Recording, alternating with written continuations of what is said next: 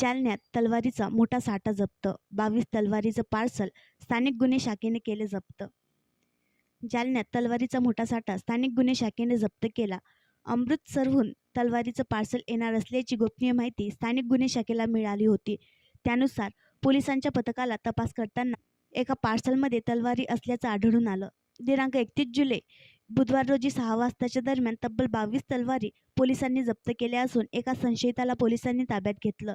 दरम्यान घातपाताच्या उद्देशानं या तलवारी जालना शहरात आणल्याचा संशय पोलिसांना आला असून त्यानुसार तपास सुरू असल्याची माहिती पोलीस निरीक्षक पंकज जाधव यांनी दिली आहे.